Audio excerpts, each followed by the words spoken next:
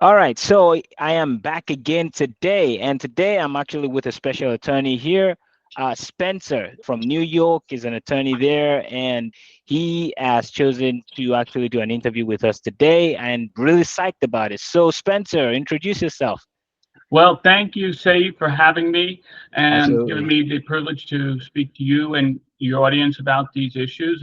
My name is Spencer Sheehan. I'm an attorney in New York, and my focus is mainly on issues that affect consumers related to deceptive practices that affect them by companies, whether it's the misuse of their information, whether it's not receiving the product that they believe they're buying because of perhaps some deceptive advertising, or Mhm. maybe they were sold a product that had certain features advertised which it doesn't have, or perhaps it was a defective product altogether. All of these issues are important to consumers, and it's necessary for businesses to be honest with them and do the right thing. Exactly. Okay. All right. Great. So now, my next question to you now is like right now, I mean, I'm sure you've been practicing for quite some time, uh, Thank you. decades now. So Decades, not quite, but okay. A lot. yeah. So, Not bad. but like, how did you get into this field?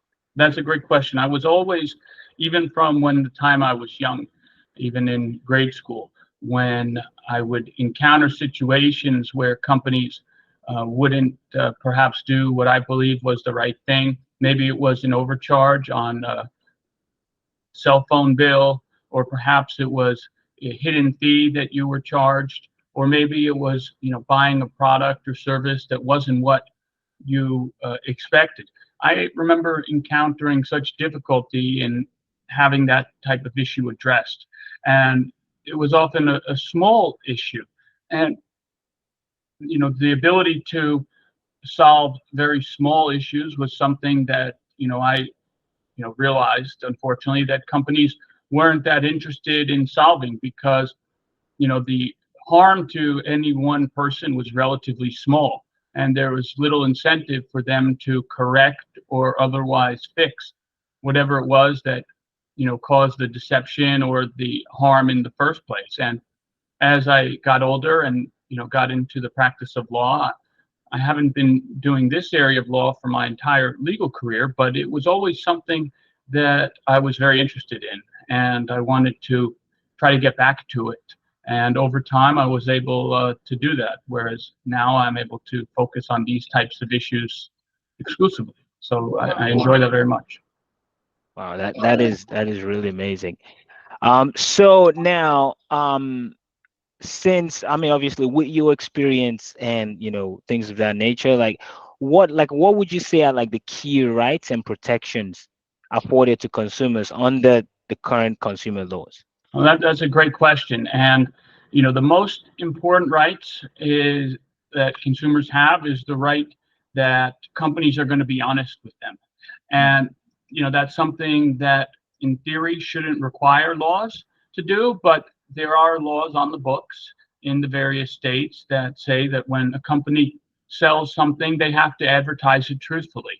And for the most part, these laws are complied with. And, most times, most companies do the right thing because they want to have satisfied customers and they want people to buy their products and services. And it's these laws which hold them accountable by the Mhm. government saying, well, you have to be honest with the public. You can't sell something, as at 59.99 when it's actually going to cost 99.99, and things like that. Or you can't sell something that's waterproof that may not be waterproof.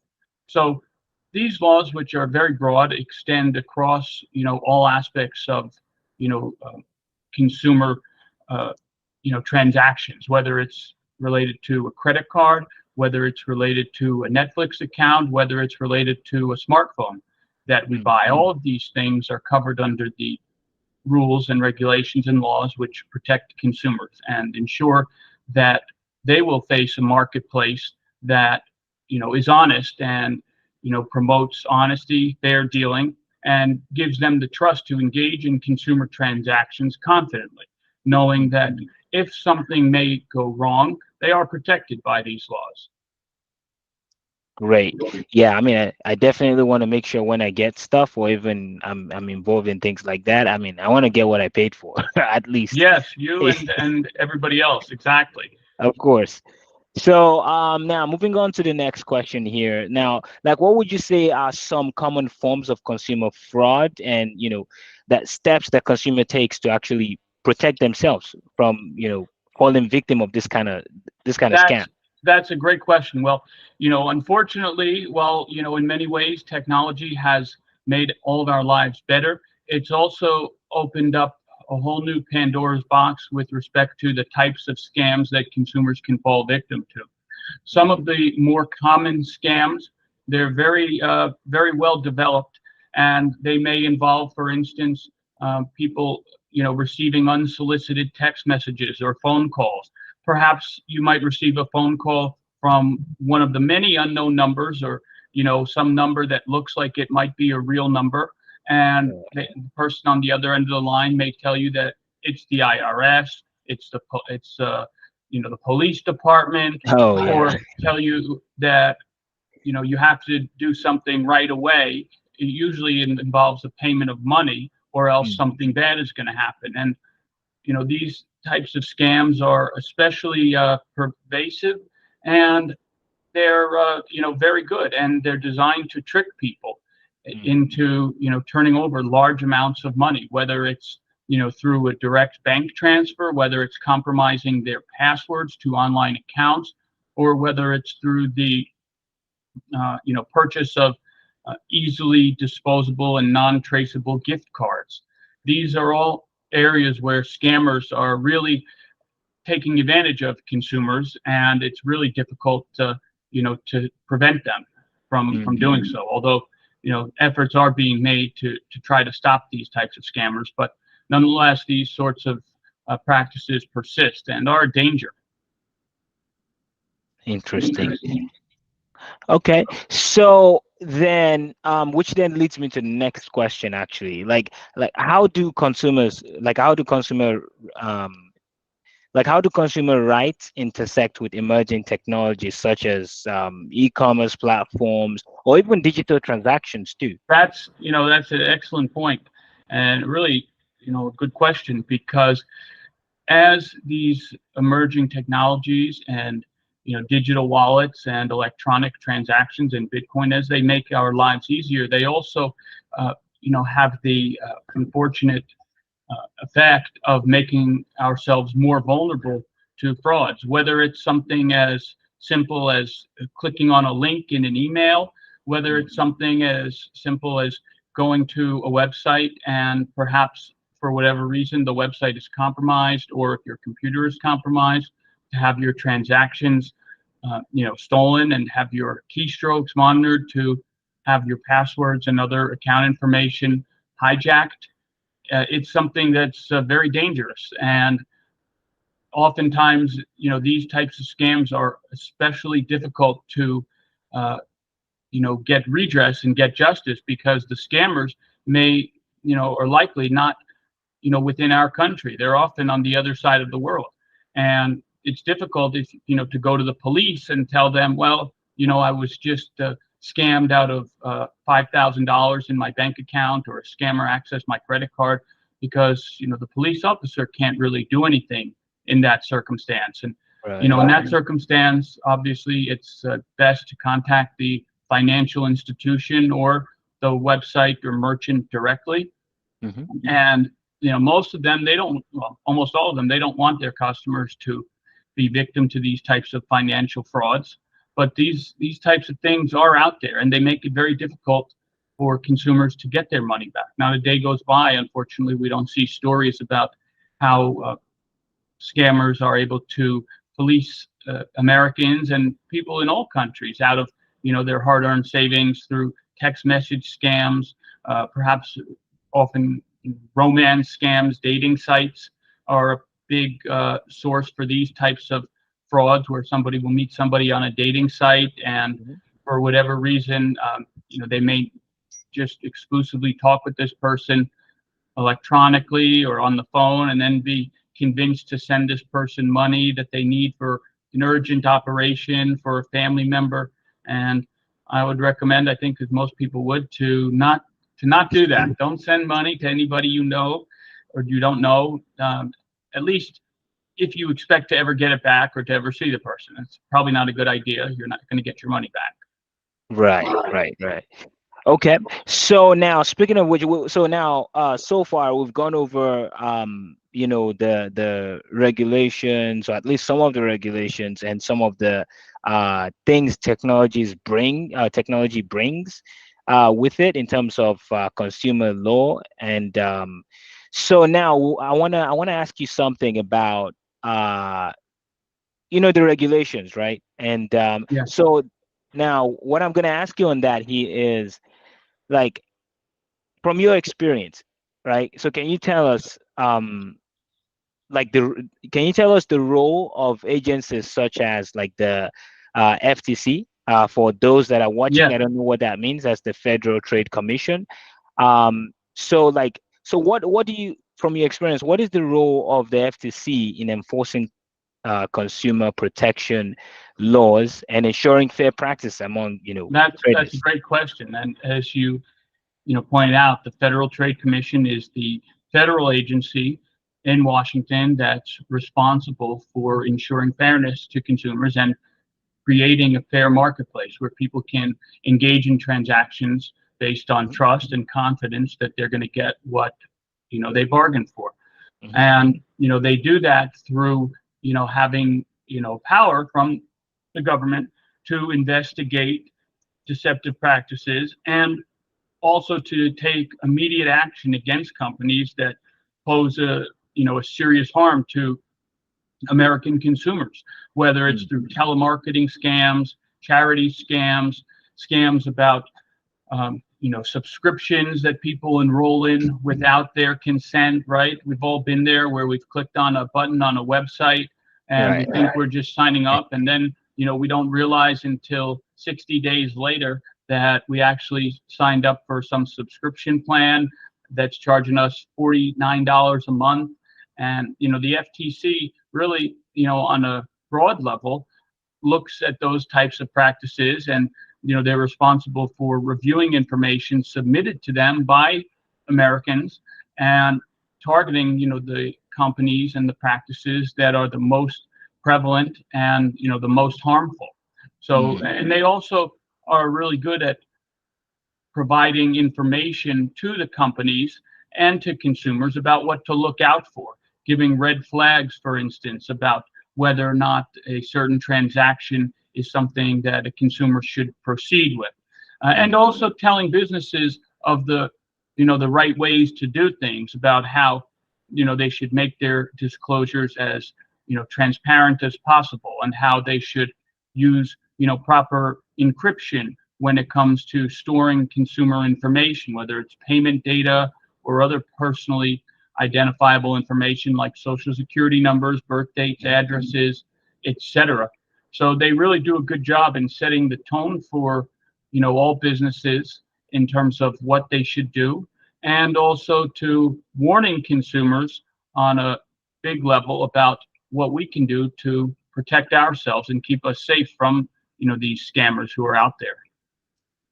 Great. Now, actually, I'm gonna ask you a follow-up question on one of the things we actually Please. just discussed here. On the you mentioned something about being scammed, right? I mean, I've been a victim of that myself. Click on something, and Yes, then there's some hidden fee somewhere, and you wonder that's where did the exactly money go. right. So now, like with things like that, right? Like with the rise of data breaches and Yes. privacy concerns right now, especially in the technological age, right? Like, so what rights do consumers regarding, like, what rights do consumers have regarding, the protection of their personal information under current laws, and how That's can they exercise those rights? That's a great question, and it is true that we have rights as consumers, that have been enacted by, the various levels of government at the federal and the state levels, and those rights require that companies exercise a high degree of care in protecting our data, which is, a valuable commodity, because as you and your listeners and viewers know, our personal information is readily for sale on the dark web and other places. And it's often difficult, well, to say what rights we have, what can we do. Mm. And I wish I could say that there is something we can do to stop this.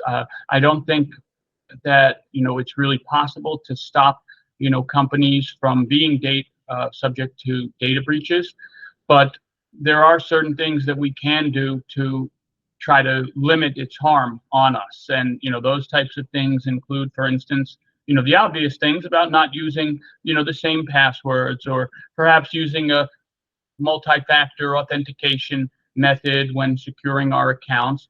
But in Mm. terms of the rights that we have, well, that's a much more challenging question, because when a data breach happens, it's already too late. And Right. by that time the horse has left the barn, and the bad guys have already got our information. And all we can do as consumers is try to do our best to work with companies that we believe will ensure that they treat our personal data with the high level of care and responsibility that we treat it ourselves, because Mm. we don't want anybody to gain access to our social security numbers, to our driver's license, to our medical data, our biometric data, whether that's our face scans, our voice prints, our thumbprints, all of these things, which we increasingly see. And how use of, for instance, artificial intelligence can be used to uh, perpetrate scams related to Yeah. biometric identifiers, whether it's through the mimicking of voice prints, Mm. or through the replication of uh, pictures, often referred to as deep fakes, or other types of nefarious activities that seem to be growing every day. So Right. we just have to continue to be on guard. And I would recommend also that if we have friends or loved ones that may not be as technologically savvy as we are, Hmm. that we do our best to warn them. We say never to transfer money to anybody. Don't respond to texts from unknown numbers. Don't give out your social security number over the phone. All of these things are things that we as consumers can do to try to make it more difficult for the scammers to do bad stuff with our information and take advantage of us.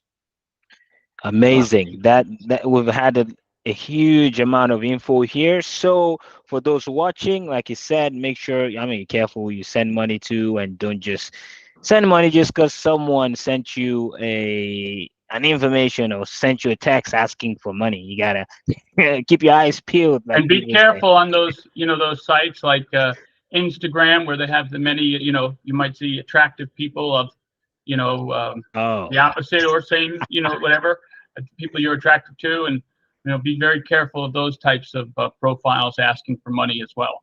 of course, of course. Like I'm about 10 years ago, although I'll be probably around 13 years old then. But right now, if anyone had told me, hey, which one would I see first in 2024, a flying car or the use of AI, the way it's being used right now on the internet for scam, I would have bet that, we'll get flying cars first. I would have preferred a flying car. That'd be a lot Yeah. nicer, right? Yeah, it would have been a lot nicer, but yeah, it is what it is. Well, we've come to the end of this, unfortunately, but fortunately, we might be having him back here again. So, yeah, Spencer, you could just give us your where can we find you? For those that want to look for you and get more Thank you. information from you. Great. Yes. Well, the website is spencersheehan.com, and you can type that into your browser, or you could, add my or include my name in your search engine of choice, Google, Bing, DuckDuckGo, whatever it is, and the internet will bring up all the most direct ways to contact me, and it will have, links to my website and my email address there. And I mean, I could give that out if you like. But they can find it on the website, or just submit their information to me, and I do my best to try to be as responsive to as many people as I can to try to, be helpful to them and be informative, and often learn about new things, because, we all can't be everywhere at once. So, Of we course. all learn about, things from, the general public and everybody's experiences. Hmm. Definitely. Cool. So, I mean, in closing, then, so for those of you that are interested in this, feel free comment down below. Let us know, next thing you want me to talk to Spencer about, next questions you want me to ask him, or you wish to know about. So comment down below, let us know, and then yeah, we'll do this again for you guys. All right. So that's this. This is the end of it, and I'll see you on the next one. Thank you so much. Yeah.